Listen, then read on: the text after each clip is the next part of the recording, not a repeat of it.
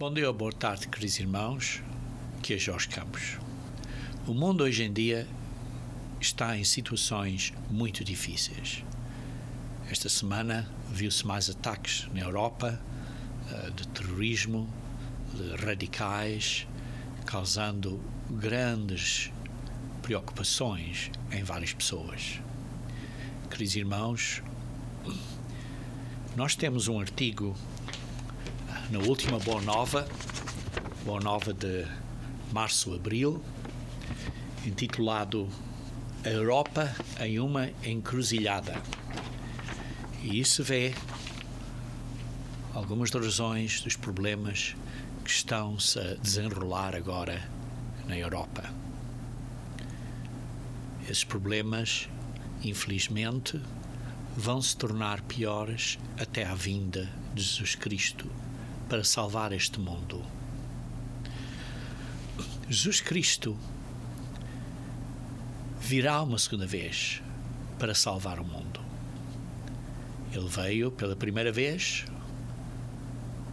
e nessa vez os judeus pensavam que Jesus Cristo, que o Messias, ia salvar a nação israelita.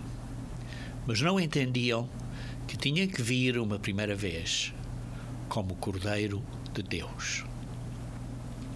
Nós lemos quando os israelitas saíram do Egito. Lemos num outro sermão, mas quero pegar nesse mesmo ponto que peguei no outro sermão, começar desse mesmo ponto. Lemos em Êxodos, capítulo 12,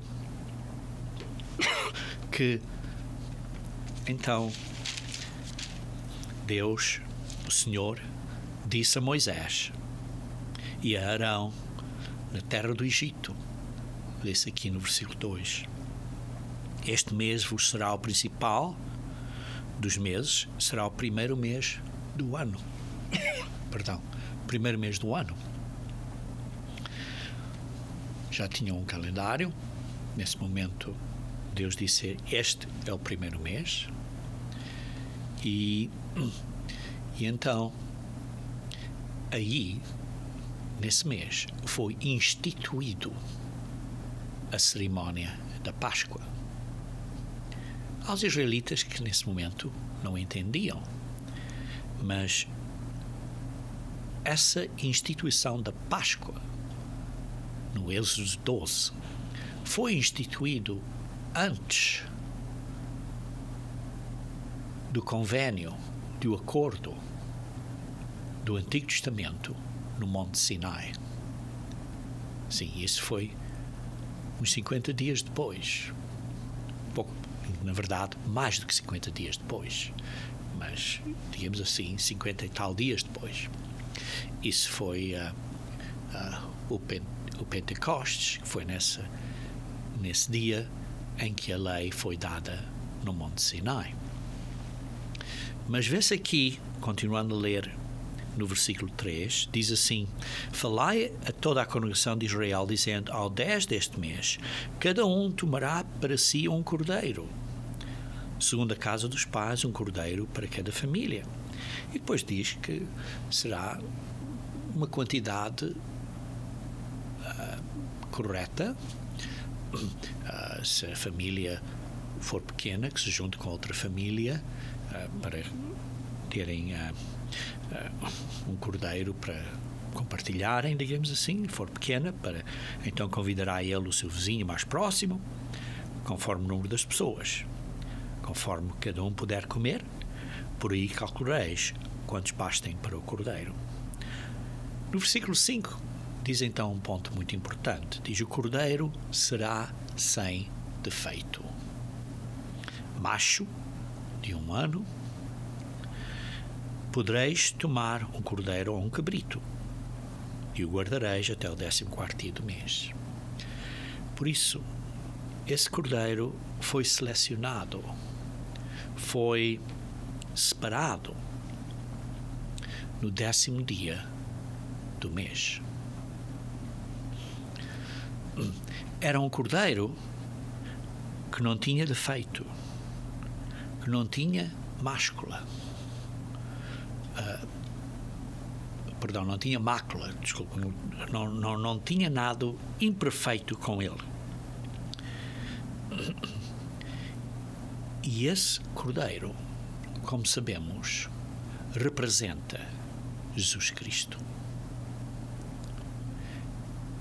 É interessante ler na Bíblia esse dia, o dia 10 de Nissan, quando eles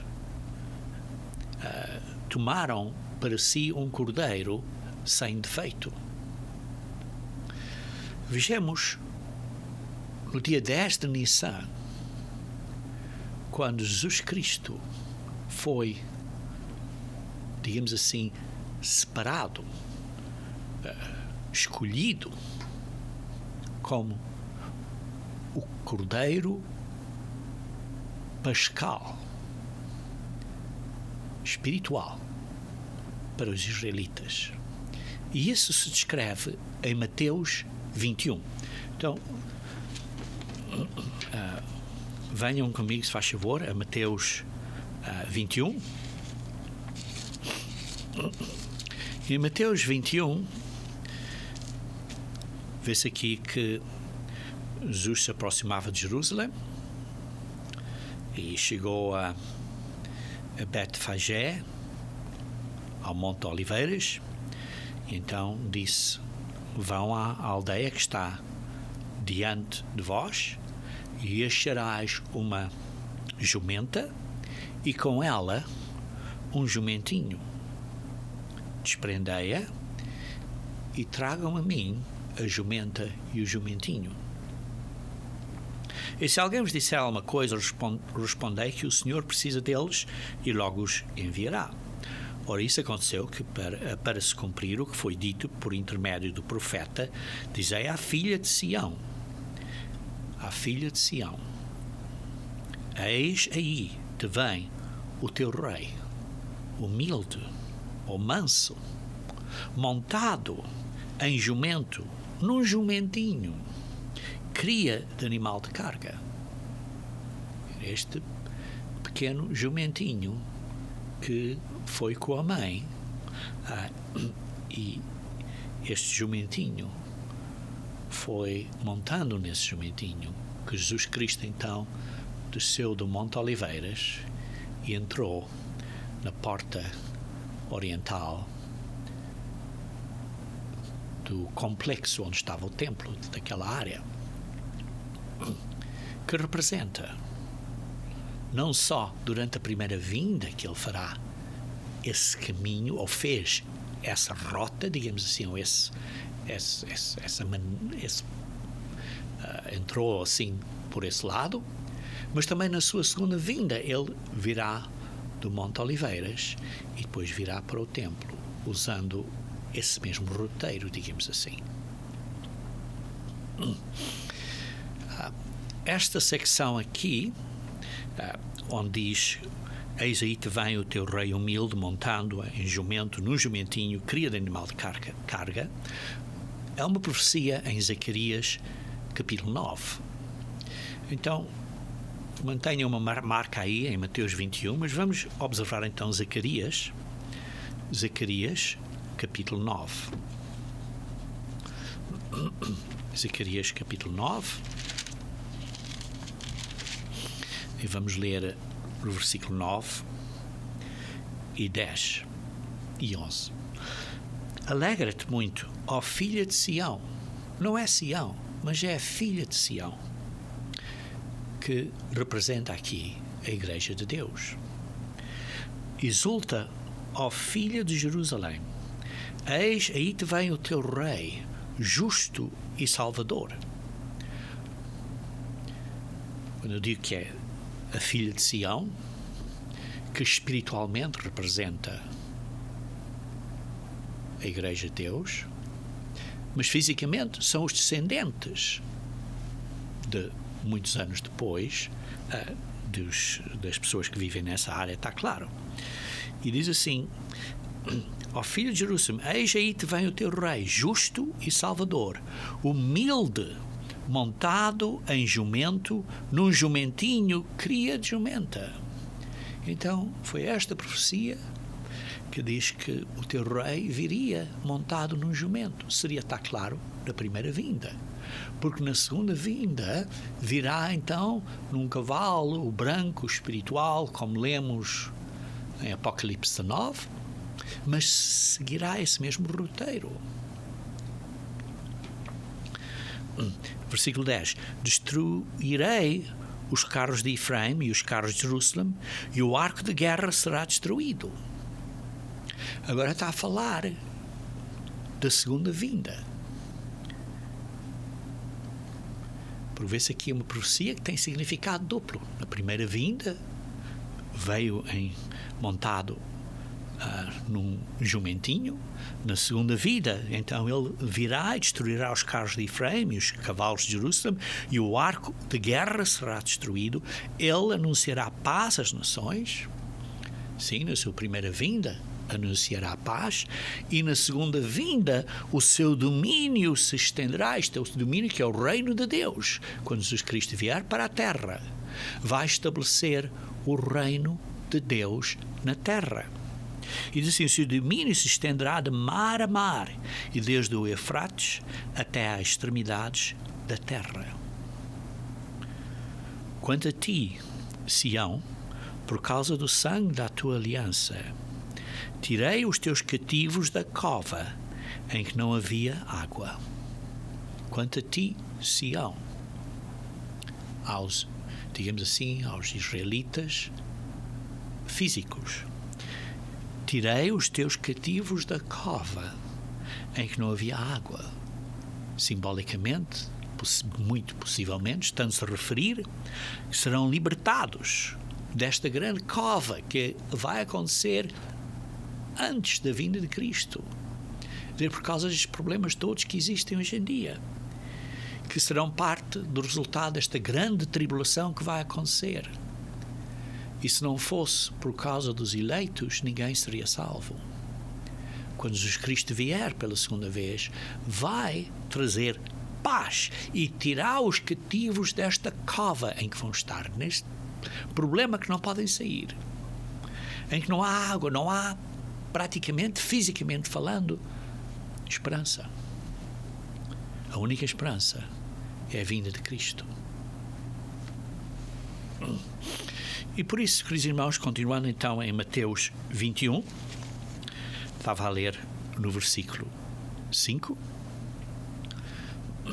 Agora vamos ler um bocadinho mais adiante no versículo 8. A maior parte da multidão estendeu as suas vestes pelo caminho, e outros cortavam ramos de árvores, espalhando-os pela estrada. Aqui vê-se o que o mundo chama este dia de Palmas, que era um sábado. Era um sábado.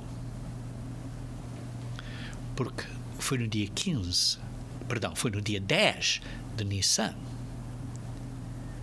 Vê-se que depois, um bocadinho mais adiante, diz que ele pernoitou, que seria então no dia seguinte, no dia 11. Várias coisas são descritas no dia 11, em Mateus 22 e 23 e 24. E depois diz que daqui a mais 2 dias depois, então é a Páscoa. Porque mais 2 dias depois seria o 12 e o 13, e a Páscoa então, depois desses 2 dias, é no dia 14. Vê-se aqui claramente que foi nesse sábado, e vê-se também que nesse sábado ele efetuou várias curas no templo, como Jesus Cristo era o costume dele no sábado curar pessoas, porque o sábado representa espiritualmente o mundo da manhã, quando o reino de Deus vai curar as doenças deste mundo. E por isso vê-se aqui que no versículo 8, a maior parte da multidão estendeu as suas vestes pelo caminho, e outros cortavam ramos de árvores. O que é que eles estavam a fazer, efetivamente? O que é que eles estavam a fazer? Estavam a aceitar Jesus Cristo como Rei. E, na altura deste dia, que era o dia 10 de Nissan, que era o Messias que tinha que morrer pelo povo, e estavam a aceitá-lo como o Cordeiro do Senhor, que foi aceito no dia 10 de Nissan, como lemos em Êxodos capítulo 12, cumprindo essa profecia. E por isso este foi num sábado, no dia 10 de Nissan, porque, como sabemos, o dia 14 foi numa quarta-feira.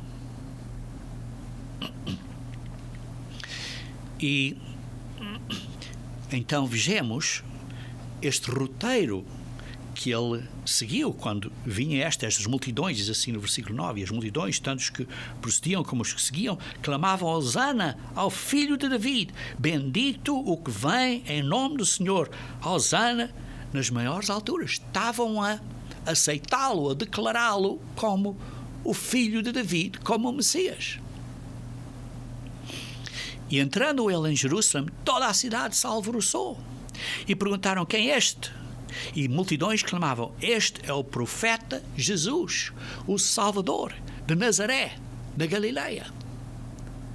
O aceitaram como o Cordeiro Pascal, aceito como foi predito profeticamente no dia 10 de Nissan.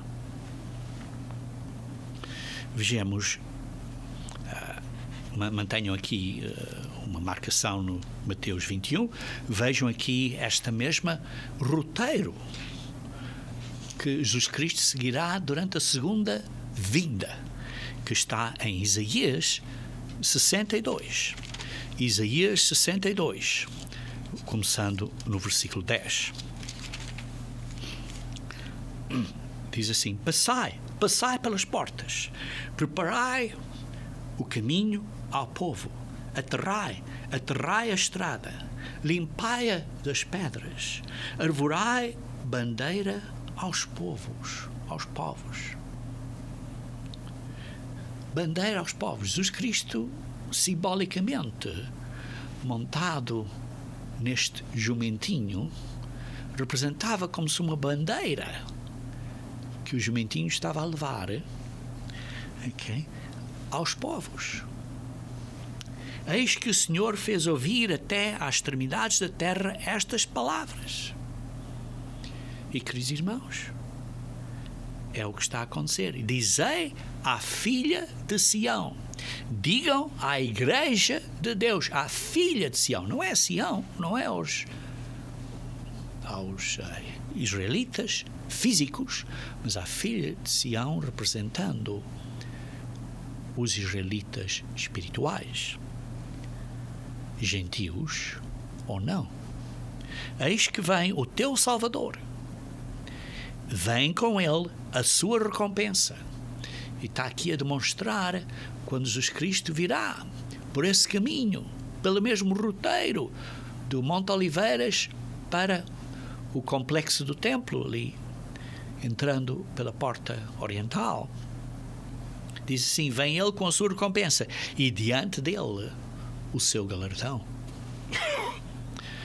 Chamar-vos-ão a vós, isto é, à filha de Sião, chamar-vos-ão povo santo, remidos do Senhor. E tu, Sião, serás chamada, procurada, cidade não deserta. Os verdadeiros cristãos, nesse momento ressuscitados, serão o povo santo, remidos do Senhor. Terão sido comprados, ressuscitados, a viver com Jesus Cristo, a viver no reino de Deus, governando neste reino que estará a governar sobre os habitantes da terra. Continuando então a ler em Mateus 21, onde estávamos há pouco, no versículo 12, tendo Jesus entrado no templo, expulsou todos que ali vendiam e compravam, também derribou as mesas dos cambistas e as cadeiras dos que vendiam pombas. Vê-se aqui que, simbolicamente, quando Jesus Cristo vem pela segunda vez, vai limpar as coisas deste mundo. Vai ser a sua obra. E disse-lhe, está escrito, a minha casa será chamada casa de oração. Vós, porém, a transformais em covil de salteadores. Vieram a ele, no templo, cegos e coxos, e ele os curou. Como disse, isto era um sábado. Mas vendo os principais sacerdotes e os escribas as maravilhas que Jesus fazia, e os próprios criancinhos, os meninos, clamando, Hosana ao filho de David, indignaram-se e perguntaram, ouves o que estes estão dizendo? Respondeu-lhe Jesus, sim, nunca lestes? Da boca de pequeninos e crianças de peito tiraste perfeito louvor. Estas criancinhas estavam a dar perfeito louvor. E deixando-os, saiu da cidade para Betânia, onde pernoitou. Para o dia seguinte, e depois as outras coisas, como disse, continua. O ponto aqui é que Jesus Cristo foi este Cordeiro Pascal. Foi escolhido neste dia 10. Não tinha mácula. Era o Cordeiro de Deus. E nós, como cristãos, sabemos que devemos de seguir a Cristo. Ele disse, sigam-me. Temos que imitar a Cristo. Temos que fazer como Ele fez. Por exemplo, durante a celebração da Páscoa, Ele fez o lava-pés e disse aos irmãos, tal como eu fiz, vocês façam. O que é? Servir, o acto de servir, o acto de ser um servente para outros. Façam a mesma coisa. Tenham a mesma atitude. E depois, conforme vemos aqui, nós não somos sem mácula. Nós não somos sem defeito. Mas temos que vir a ser, porque Jesus Cristo diz, sede perfeitos. Temos que vir a ser perfeitos. E, queridos irmãos, imediatamente após a Páscoa, celebramos os 7 dias dos pães asmos. Esses dias foram estabelecidos, como leem em Êxodos, capítulo 12, começando acerca do versículo 15 a 20, a dizer, por 7 dias não tereis fermento, não tereis pão com fermento, comereis pão sem fermento, isto é, pães asmos, comereis pães asmos por esses 7 dias. 7. Porquê 7? Porque 7 simboliza completo, completamente. E o que é que representa sem fermento? Sem fermento representa, simbolicamente, está claro, durante este período, simbolicamente representa tirarmos os pecados da nossa vida, completamente. Porquê?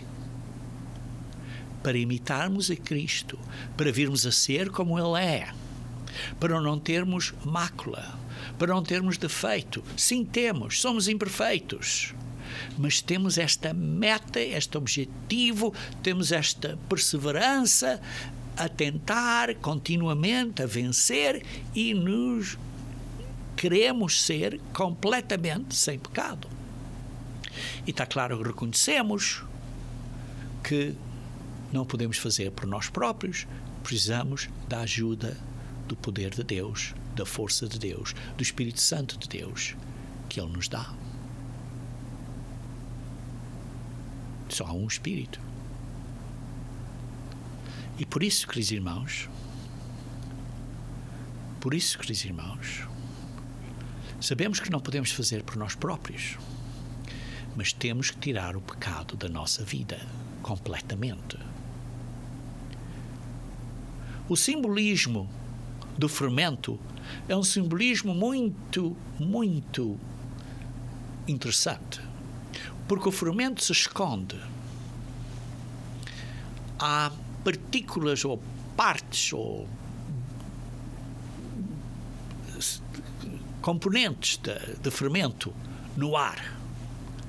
E se você deixar pão assim ao ar, que não tenha fermento, ao fim de certos dias, começará a fermentar, porque há um certo fermento no ar, no próprio ar. Por isso,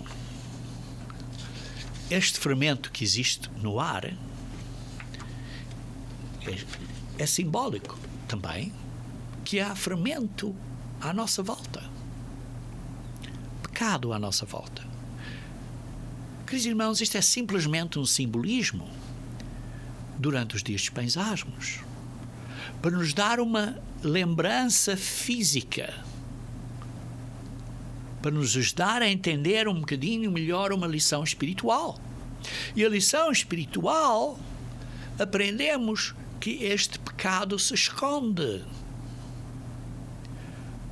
Ora, se Deus nos tivesse dado, como eu já disse várias vezes, mas se Deus nos tivesse dado os dias, em vez de ser os dias de pães asmos, se nos tivesse dado os dias de não comermos bananas, seria muito fácil tirar as bananas da nossa casa.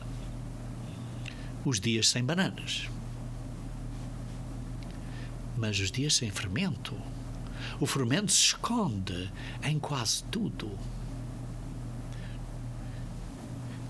E por isso, precisamos de olhar com cuidado ao significado deste fermento, que representa pecado. Mas há uma fonte, digamos assim, um ponto central, que é uma das grandes causas de pecado. E esse é a arrogância. O ato de sermos arrogantes, de sermos ostentosos, este acto, esta arrogância que existe em nós. Vejam comigo, se faz favor, em 1 Coríntios capítulo 5. 1 Coríntios capítulo 5. Vamos ler no versículo 6.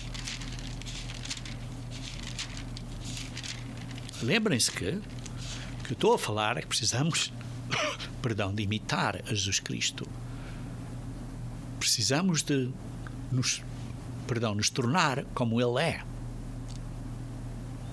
Precisamos de vir a ser perfeitos como Ele é. E para virmos a ser perfeitos, temos de tirar o fermento espiritual, representado como fermento durante os dias de pães asmos, temos que tirar este fermento espiritual da nossa vida. E um dos pontos principais, importantes, centrais, de causa de fermento é a arrogância.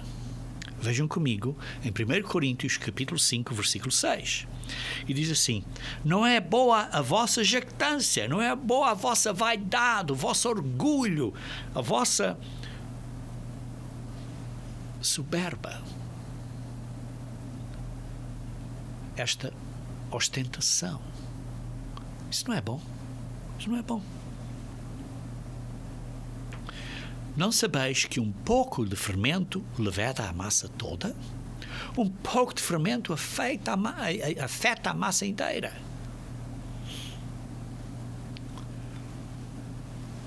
Queridos irmãos, o que é esta jactância? Jactância é esta, digamos assim, este orgulho excessivo. É esta possuição ou exibição de algo orgulhosamente. Ou poderia-se dizer também, vocês falarem com esta excessiva maneira orgulhosa não é bom. Porque um bocadinho de orgulho, um bocadinho desta atitude de altivez, desta atitude soberba, não é bom. E afeta o grupo todo. Afeta a congregação inteira. Afeta a convivência. Se temos um bocadinho de orgulho aí entre uma ou outra pessoa, está a afetar a convivência. Continuando então no versículo 7. Lançai fora o velho fermento. Este velho fermento, esta jactância, este orgulho, esta altivez, esta ostentação, temos que deitar este velho fermento fora, para que sejam nova massa, para que sejam uma nova pessoa, um novo eu, sem orgulho. Como sois de facto sem fermento. Porquê que eram de facto sem fermento? Porque estavam aqui a falar disto acerca durante os dias dos peisasmos. E por isso estavam sem fermento.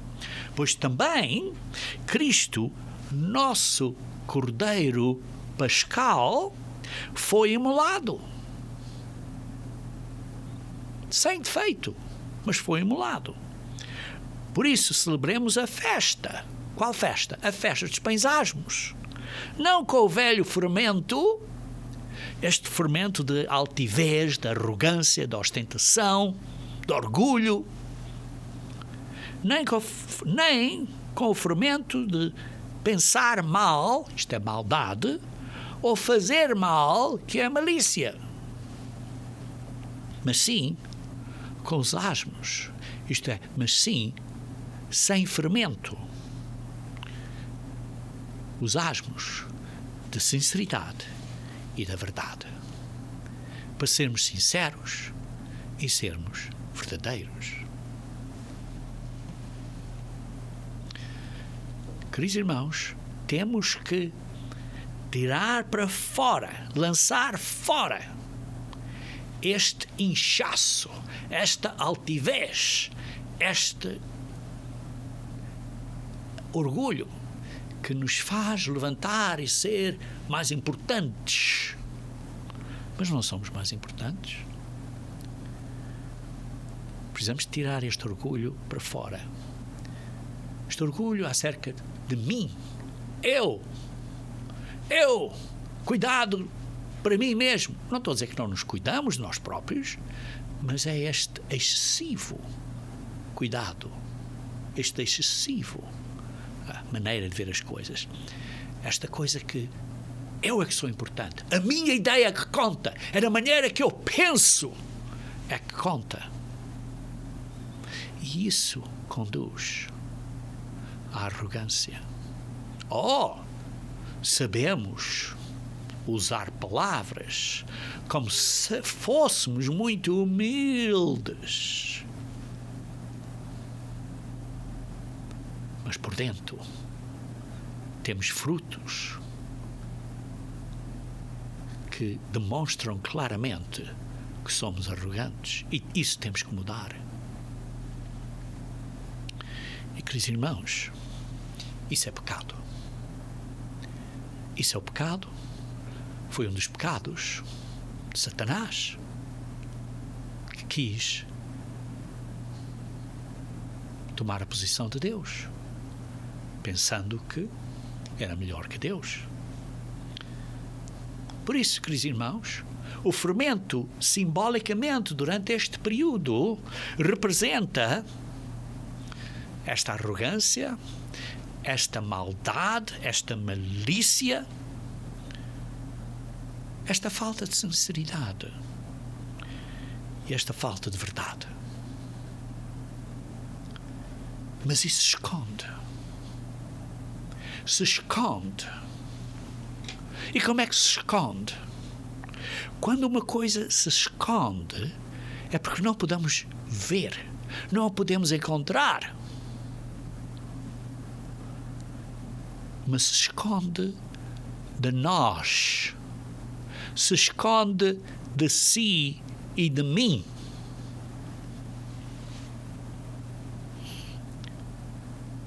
O que eu estou a dizer é que Porque se esconde de nós não vemos.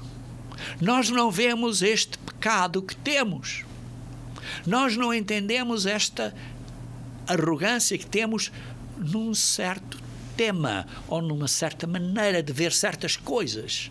Mas, ao fim de contas, a raiz é esta altivez, esta arrogância.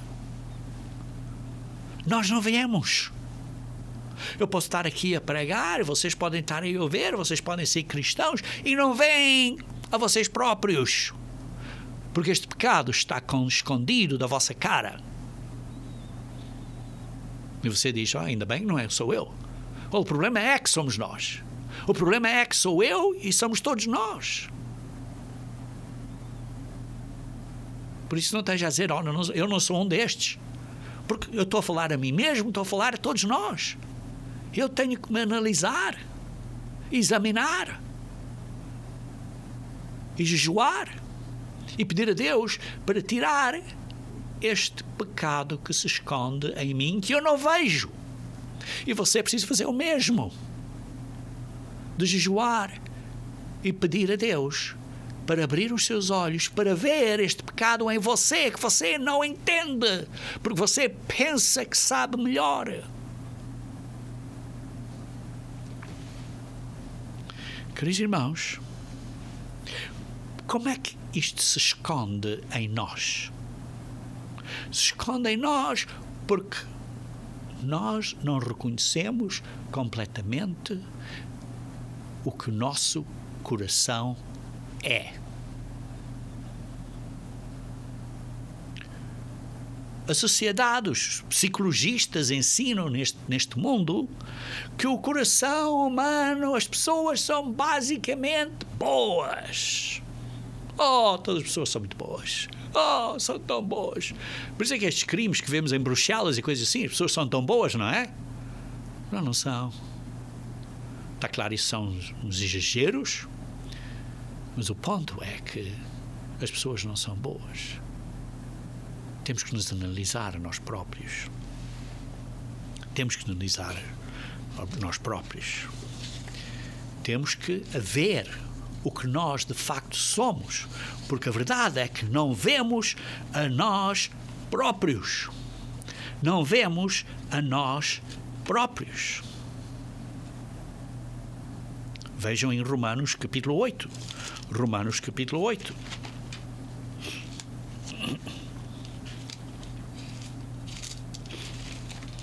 Versículo 7.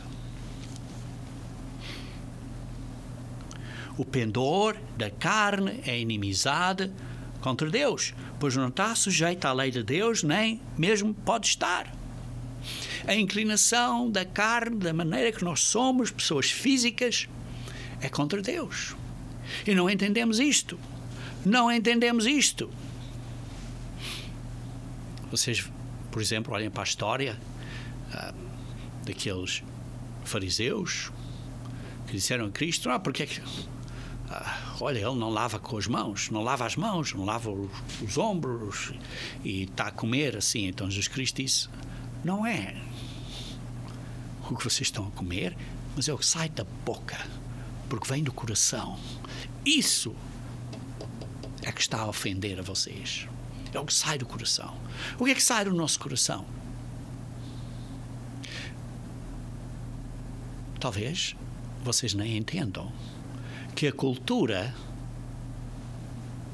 da maneira que vocês cresceram, na sociedade em que cresceram, no país em que cresceram, por exemplo, na cidade em que cresceram, na área em que cresceram, essa cultura está a afetar a você.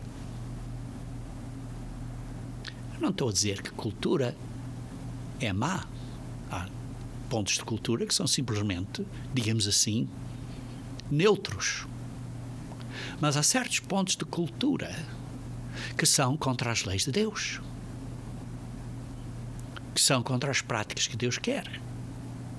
Mas porque você vive e sempre cresceu e toda a pessoa ao lado e à sua volta está na mesma cultura, você nem vê isso.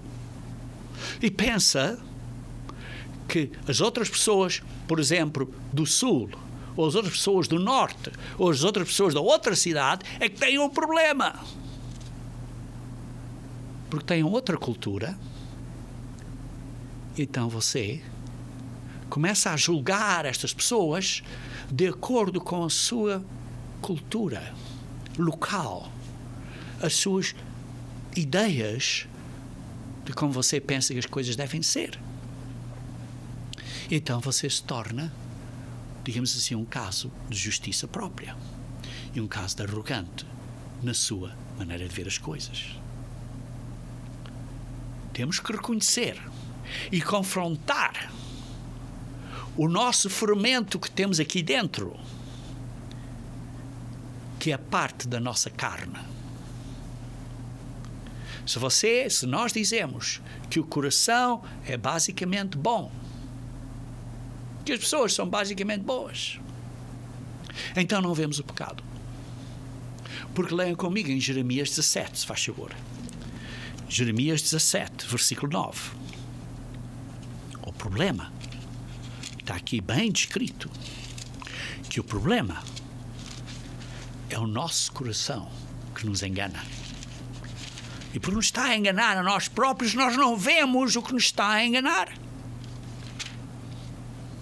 Enganoso é o coração, Jeremias 17, 9.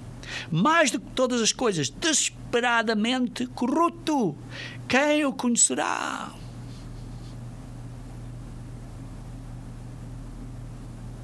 O seu coração, como o meu coração, diz aqui, é enganoso.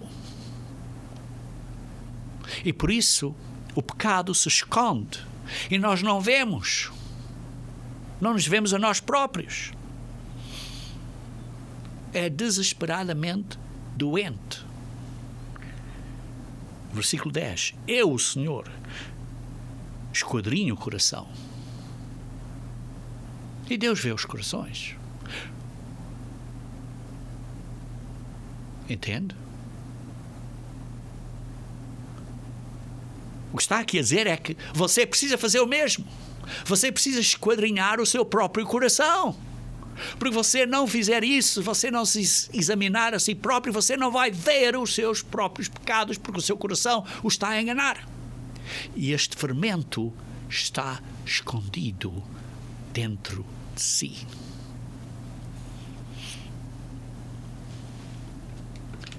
Ou posto de outra maneira, ninguém consegue ver como somos maus. Não conseguimos ver o mal que somos, porque esta maldade em nós se esconde de nós próprios.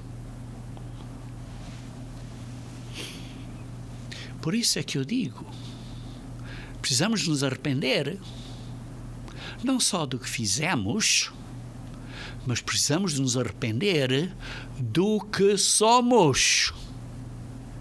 O problema é que não sabemos bem o que somos porque o nosso coração nos está a enganar. E por isso temos que pedir a Deus para nos ajudar. Vejam aqui em Romanos capítulo 7. Romanos capítulo 7. Paulo diz aqui, Romanos 7, versículo 7. Que diremos, pois? É a lei pecado? Não, não é a lei. De modo nenhum.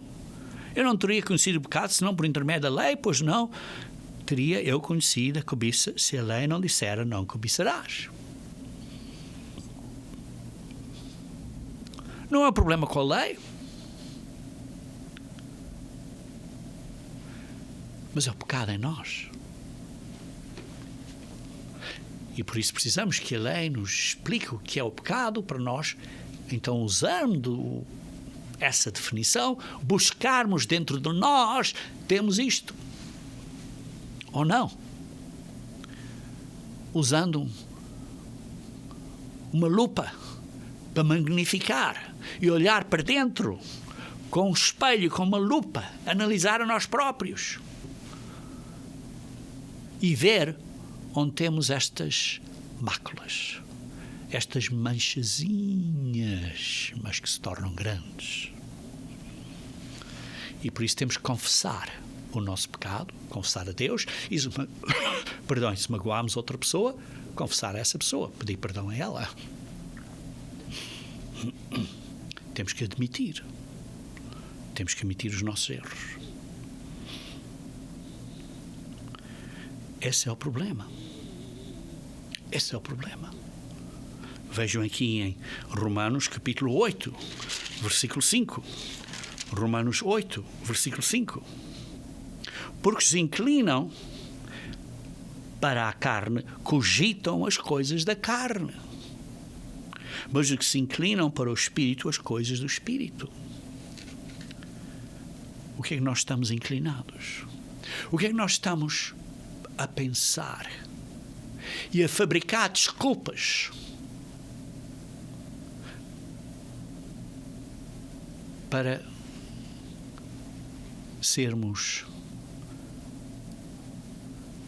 vistos por nós próprios? É uma desculpa para nós próprios, para pensarmos que não, é simplesmente uma coisa linda que Deus criou, por isso vamos usar isso.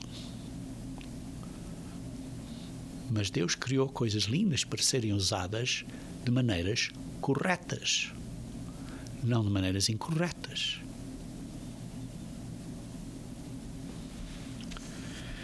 E por isso o pendor da carne dá para a morte. Esta inclinação da carne dá para a morte. Mas a inclinação para o Espírito, não estou a falar de uma pessoa, como eu estou a falar de inclinação para a carne, estou a falar desta atitude, desta maneira de ver as coisas de uma maneira carnal. Mas quando nós estamos inclinados para as coisas do Espírito, desta atitude, desta vibração, deste sentimento espiritual, então temos a vida e a paz. Por isso, o pendor da carne é inimizade contra Deus. Esta inclinação para a carne é inimizade contra Deus. Pois não está sujeito à lei de Deus, nem pode estar. Porquanto os que estão na carne não podem agradar a Deus. Vós, porém, não estáis na carne, mas no Espírito. A vossa mente, os nossos pensamentos estão concentrados nas coisas de Deus, nas coisas limpas, na maneira de ser, de fazer umas coisas espirituais, através de, com a ajuda do poder do Espírito Santo, que nos dá esta força, nos dá esta energia, esta ajuda, o ajudador do Espírito de Deus que temos, que nos ajuda. E por isso, quando temos esta mente, eu não estou a dizer uma pessoa dentro de nós, estou a dizer esta mentalidade, esta atitude, esta maneira de ver as coisas. Temos a mesma atitude, a mesma maneira de ver as coisas que Deus tem, que Jesus Cristo tem. E por isso, quando estamos, digamos assim, nesta frequência, nesta atitude, nesta vibração, então, isto é vida e paz. Vós, porém, não estáis na carne, mas no Espírito, se de facto o Espírito de Deus habita em vós. Se temos esta maneira de ver, de pensar, de ser, de nos conduzir, que vem através da ajuda do Espírito de Deus, que está em nós, que é o Espírito de Deus.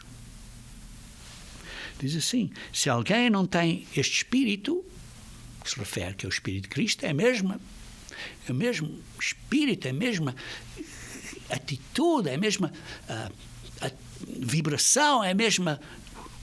Estou a falar de coisas espirituais, é difícil de explicar, mas é a mesma maneira de ver as coisas, o mesmo Espírito. É este Espírito a nós. E temos este Espírito que é de Deus, que é de Cristo, que é esta maneira de ser. Temos este Espírito em nós. É que está a escrever a lei de Deus em nós, no nosso coração, nas nossas mentes. É uma ferramenta espiritual. É uma força espiritual. E por isso, Como diz aqui, se porém Cristo está em nós. Porque Cristo está em nós, porque a maneira de ver dele, a maneira de ser, a maneira como ele é, está em nós. Nos deu o exemplo, nós temos que seguir a ele. E por isso, se está em nós, o corpo, na verdade, está morto por causa do pecado. Porque nós não vamos seguir o pecado. Mas o Espírito é vida por causa da justiça. Se habita em vós o Espírito daquele que ressuscitou a Jesus. O Espírito daquele que ressuscitou a Jesus. Quem é que ressuscitou Jesus? Está claro, não foi Jesus, foi o Pai. E por isso, se habita em nós, habita em vós o Espírito daquele que ressuscitou a Jesus dentre os mortos. Se esse Espírito habita em nós, esse mesmo que ressuscitou a Cristo Jesus dentre os mortos. Quem é que ressuscitou Jesus Cristo dentre dos mortos? Jesus Cristo estava morto. Foi o Pai. Esse mesmo que ressuscitou a Cristo Jesus dentre os mortos, vivificará também o vosso corpo mortal, por meio do seu Espírito, que em vós habita. Eu sei que certas pessoas vão se sentir zangadas por eu dizer isto, mas estou simplesmente a ler a Bíblia. Estou a ler a Bíblia. Está claro que sabemos que é Jesus Cristo que nos ressuscita. Então, como é que é também? Diz aqui que é o Pai que nos ressuscita. É porque Jesus Cristo faz tudo como o Pai lhe diz para fazer. Jesus Cristo é o agente que fez tudo pelo Pai. Por exemplo, o Pai é nosso Salvador, mas deu a ação, o ato de executar isso a Jesus Cristo. O Pai é nosso Criador, mas criou tudo por meio de Jesus Cristo, através de Jesus Cristo. Por exemplo, eu estou a educar os meus filhos, mas eu estou a educar através da minha mulher, e por isso posso dizer que foi a minha mulher que educou os meus filhos. Mas posso dizer eu também, somos nós, somos um corpo. Não me estou a contradizer, mas trabalham juntos. E um está acima do outro.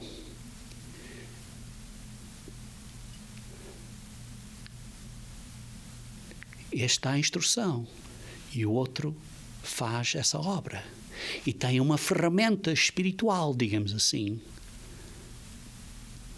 que é a maneira deles verem, de pensarem, da maneira, o poder deles, que é o Espírito Santo de Deus. Não sei como fazer mais claro que isto,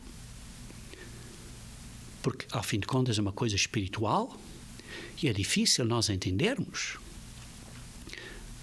Mas, queridos irmãos, precisamos de estar focados espiritualmente nas coisas do Espírito. Precisamos de olhar para nós próprios e ver: estou a viver, estou a evaluar, estou a analisar-me a mim mesmo para ser como o Espírito quer. Estou ou não estou? Estou ou não estou? Estou a analisar as minhas obras. E são obras da carne ou são obras do Espírito? Paulo descreveu isso muito bem aos Gálatas. Vejam aqui comigo, se faz favor, Gálatas capítulo 5. Gálatas capítulo 5.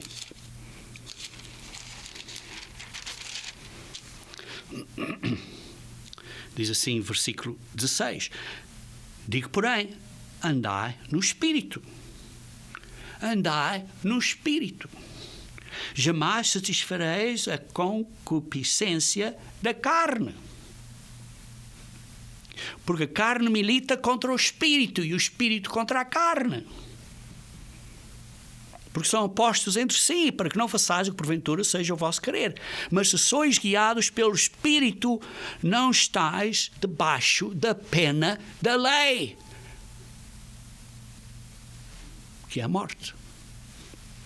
Ora, as obras da carne são conhecidas e são prostituição, impureza, lascívia, idolatria, feitiçarias, inimizades, porfias, ciúmes, iras, discórdias, dissensões, facções, invejas, bebedices, glutonarias e coisas semelhantes a estas e muitas outras, que Paulo diz, a respeito das quais eu vos declaro, como já outrora vos preveni, que não herdarão o reino de Deus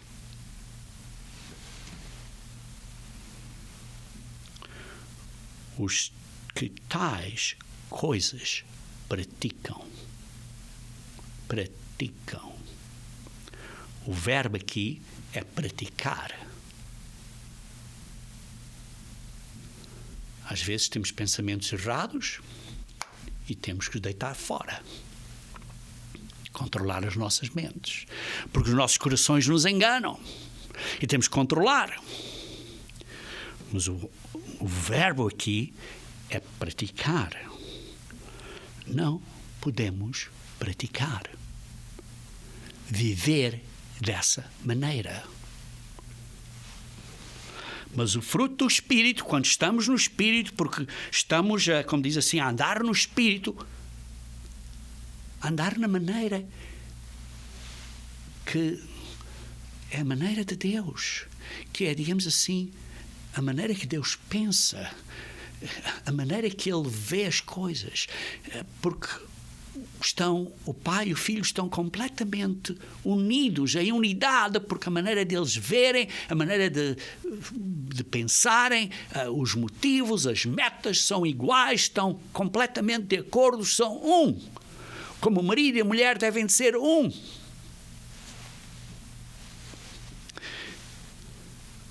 São um. E eles têm esta maneira de ver as coisas, a maneira de pensar. E eles querem que nós tenhamos esta mesma maneira de pensar que esteja escrito nos nossos corações. Por este poder, por esta ferramenta espiritual, por esta água viva, por este fogo ardente. E diz assim, então isto produz um fruto. Na nossa maneira de fazer coisas, na nossa maneira de viver, produz um fruto. E este fruto tem várias características. Tem amor agape para com o próximo. Tem alegria, tem paz, tem longanimidade, isto é grande paciência. Tem benignidade, tem uma certa gentileza. Tem uma bondade. É fiel, tem uma fidelidade, tem uma mansidão, isto é, uma humildade e mansidão, e tem domínio próprio. Tem domínio próprio. Controla as nossas paixões carnais, controla este enganoso coração. Domínio próprio. Contra estas coisas não há lei. Não há lei. E por isso, queridos irmãos, o que é que nós temos que fazer?